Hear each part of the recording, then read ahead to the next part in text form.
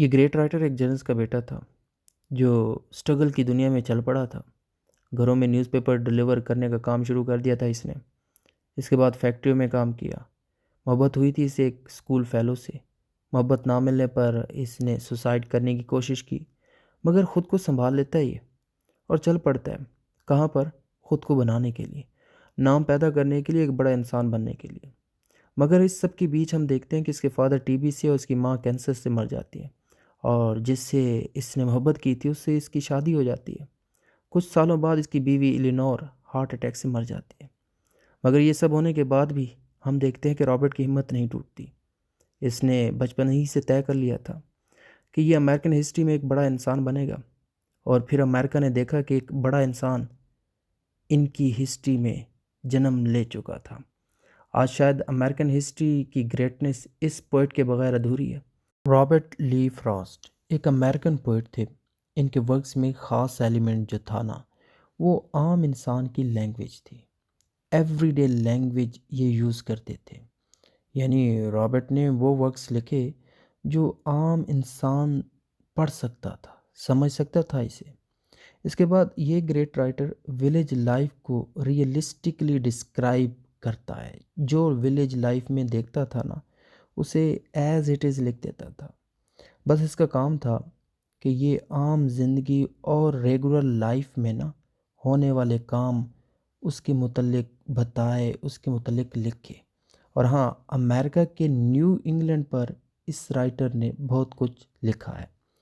देखा जाए तो ये इतना कामयाब पोइट था कि इन्होंने 4 दफ़ा पुलिट्ज़र प्राइज़ जीते थे। अर्ली लाइफ में देखें तो मतलब ये एक जर्नलिस्ट का बेटा था जिसका नाम विलियम था। रॉबर्ट की माँ का नाम इज़ाबेल था। रॉबर्ट ने सैन फ्रांसिस्को में जन्म लिया था। अच्छी भली स्ट्रगल के बाद ये इलिनोर से शादी करता है। मगर एक सच ये भी है कि इलिनोर पहले इनकार करती है। रीज़न था क्योंकि ये अपनी एजुकेशन कंप्लीट करना चाहती थी। मगर रॉबर्ट ने समझ लिया था कि ये मुझसे शादी नहीं करना चाहती। तो इसी चक्कर में रॉबर्ट सुसाइड करने की सोचता है।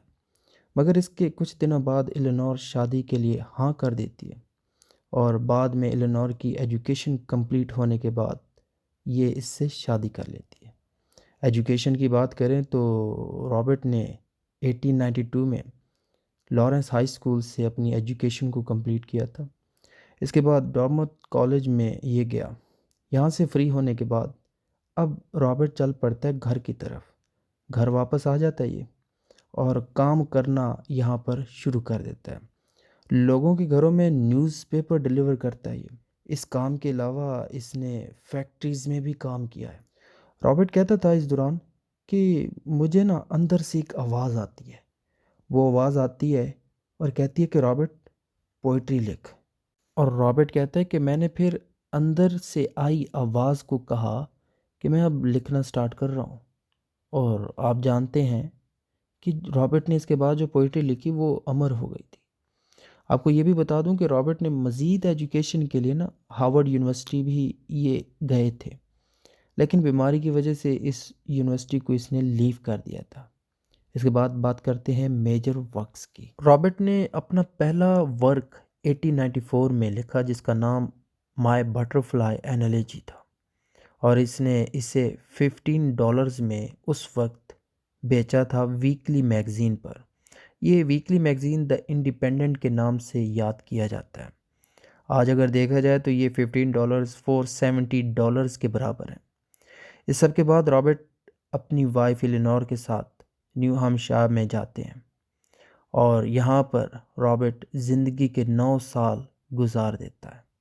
यहाँ पर रहकर बहुत सारे अपने वर्क्स भी लिखता है। 1912 का साल आ जाता है। ये अपनी फैमिली को लेकर इंग्लैंड आता है। यहाँ पर अपनी पोइट्री की ना पहली बुक ये लिखता है। इस बुक का नाम अ बॉयज़ विल है, जो 1913 में पब्लिश हुई थी।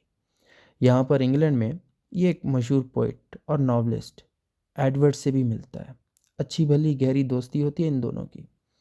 यहाँ पर देखा जाए तो रॉबर्ट मशहूर ज़माना poem the road not taken भी लिखता है। अगर 1914 की बात करें तो रॉबर्ट नॉर्थ ऑफ बोस्टन नाम की पोइटिक बुक लिखता है जो 17 पोएम्स की कलेक्शन होती है। अब क्योंकि वर्ल्ड वॉर वन शुरू हो गई थी तो रॉबर्ट अपनी फैमिली के साथ 1915 के करीब अमेरिका वापस चला जाता है। देखा जाए तो रॉबर्ट ने अपनी ज़िंदगी में 4 प्लेस भी लिखे और इन प्लेस के अलावा ये कुछ वर्क्स भी मेजर वर्क्स में काउंट किए जाते हैं। राइटिंग स्टाइल की बात करें, हर राइटर के एक अलग स्टाइल होता है, तो अक्सर देखा गया है कि ये अपने वर्क्स में कन्वर्सेशनल स्टाइल का यूज़ करते थे, यानी सीरियस लैंग्वेज में किसी ख़ास टॉपिक पर बात करते थे। ये रॉबर्ट ने रियलिस्टिक एलिमेंट अपनी पोइट्री में यूज़ किया है। इसने इंट्रोस्पेक्टिव स्टाइल का भी यूज़ करके ना पोएम्स लिखी। इसका मतलब ये होता है कि रॉबर्ट ने ना अपनी थॉट्स, फीलिंग्स और रेगुलर लाइफ में होने वाले एक्सपीरियंसेस को एनालाइज करके ना पोइट्री लिखना स्टार्ट कर दी थी। मेजर थीम्स में देखते हैं कि इसने एवरीडे लाइफ पर बात की, human contact with the natural world पे लिखा, human love, isolation, life struggles, rural life, mortality, nature, self realisation, और इसके बाद इसने अमेरिका के न्यू इंग्लैंड के मुतालिक भी लिखा। मेजर अवार्ड्स में देखा जाए तो नोबेल प्राइज़ के लिए ये 31 दफ़ा 31 टाइम्स के लिए सेलेक्ट हुए, मगर ये अवार्ड इसको ना मिल सका। 1961 में ये अमेरिका के पोइट लोरेट बनते हैं। 4 दफ़ा के लिए पुलिट्ज़र प्राइज़ भी इसको मिलता है। ये प्राइज़ इसको इन पोएम्स की वजह से मिलता है। रॉबर्ट के इन्फ्लुएंसेस कौन थे? किस वजह से इसने राइटिंग लिखना स्टार्ट कर दी थी? तो रॉबर्ट ने जिससे इंस्पायरेशन हासिल की थी ना, वो विलियम वर्ड्सवर्थ थे, John Keats, William Butler Yeats और एज़रा पॉन्ड थे। मेजर राइटर्स में देखा जाए तो जिस एज में ये वर्क्स लिख रहा था तो उस वक्त इसके कुछ कोलीग्स थे, W B Yeats, Ezra Pound, Edward Thomas, और इसके अलावा भी कुछ राइटर्स थे जो रॉबर्ट के वक्त ज़िंदा थे और कमाल के वर्क्स लिख रहे थे, छाए हुए थे इंग्लिश लिटरेचर पर, जिनके नाम ये हैं।